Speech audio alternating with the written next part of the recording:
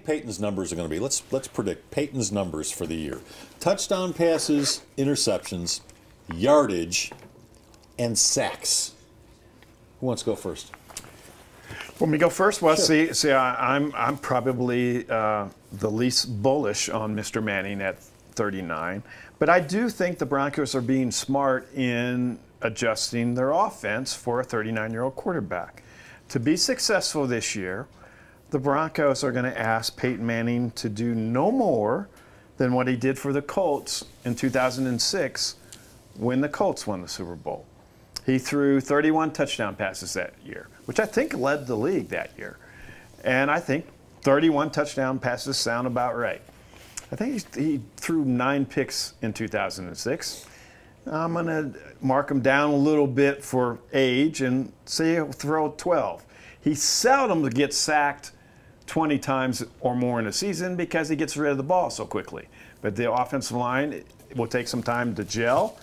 He's got some pass rushers coming in this Sunday, so I'll say right off the bat he gets sacked once or twice in game 1, and he'll get sacked 20 times this year. And yardage, I'll put him right at 4,300 and for round number 51 yards, 4,351 yards. For a guy that doesn't like you much, those are a pretty good number. Well, No, that's top 10. I want to go next because my numbers are spookily similar to his.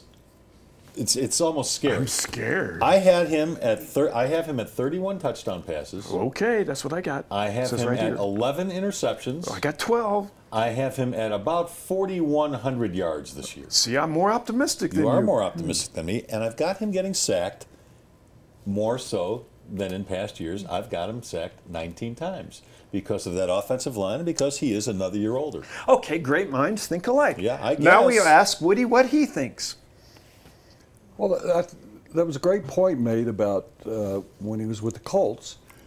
And I was trying to think while the two of you were talking about that's when he was more under center because they ran that stretch play, which I wish they would run it again. I mean, we haven't seen that once. So if it's part of the armament for this year, it certainly doesn't exist because but it's a totally different offensive scheme. And Gase in the last 2 years, Adam Gase, the offensive coordinator, in the preseason, you saw him try to run that stretch play. It didn't work with the blocking scheme they had, and he discarded it. So this year maybe it returns. Because I would like to see them shake that up, and I know I'm not answering your question, but I don't in life. I'd like to see them try it with Ronnie Hillman since he's having a good year. I'd like to see him to think. And I think Peyton is smaller, so as a result of that, he could actually make that work. But I went back and looked at Gary Kubiak, and he always throws the ball more than he runs, so that's going to happen anyway. I mean, they're going to throw the ball up. So I've got him at 35 touchdown passes. Okay. I think that's reasonable to expect of a guy that had 55 just 2 years 2 years ago. So I think he's still going to throw a lot to Owen Daniels, to C.J. Anderson in the red zone, and I think they're going to effectively pass the ball close to goal, even though they don't have Julius Thomas anymore. But they got Demaryius on that in route. That's what I call it, where you just take 4 steps and go in, and I think he'll get so 35 touchdowns. I'm going to go to sacks next. I think he's going to be sacked more often early in the season because of the offensive line, and I think that teams are going to come from the inside. I actually have him sacked more than you guys. I have him at 23. Wow. And how did I come up with that number? 1 a game, and then half the games, about a third of the game, there'll be 2 because I think even though he gets the ball off, I think he's going to get sacked more because he's under center. It's going to be easier to get him rather than getting from the outside. So I'm suspecting more sacks than you guys do, and I think he's prepared for that fact also. So he probably is going to try and dump the ball off a lot more often. In regard to yardage, I think it's 4,000. I'm going to do a round number. I think 4,000 is fair to expect out of him, and that's not one of his highest. It would not rank, I think, in his top 5 highest, but I think he'll still have 4,000 yards. And touchdowns? Interceptions. Interceptions.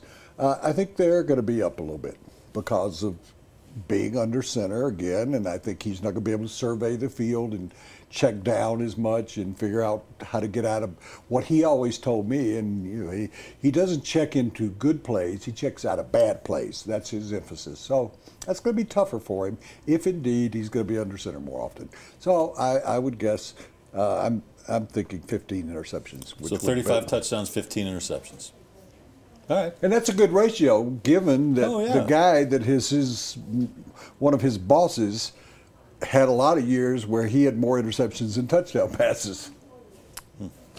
Correct. That segment was brought to us by Shanahan Steakhouse, by the way. And I was out there again recently because it's one of my favorite places to go. It may be no, it's not one of my. It's my favorite place. Yeah, it's my favorite place to go. And if you go there, it will become. If you haven't been, and Mark Steron, the managing general partner, one of the owners, said to us when we first sat down with him, he said, I like if you would remind people that if you haven't been there for a while, come back. Because, you know, a lot of people, there seems to be a restaurant du jour, you know, that people go, oh, there's a new restaurant in town. Don't forget the restaurants that you have always loved. I tried a new restaurant the other night, and I went, why did I do this? I could have been in Shanahan's. So you're going to ask yourself over the weekend, why did I do this? Why am I not at Shanahan's? I think that'd be a great slogan for them. Why am I eating here when I could be at Shanahan's? By the way, I was there Saturday. I had dessert for the first time ever. What'd you have? I don't know. The brownie with ice cream is out of this world. Because you don't get enough brownies in life. Yeah, I don't eat enough chocolate. So the desserts are good too. What were the other options when you looked at that list? There was a lemon cake. There was a lemon cake that everybody else raved about. And there was a chocolate cake that had a hint of cherry in it. And I'm not a cherry fan, so I had very little of that. Well, you could scrape that out or something. No, it's kind of like throughout the whole thing. Okay, all right. Because chocolates and cherry, but the chocolate-covered cherries at Christmas are the best thing you get. Cherry is a great way to ruin chocolate.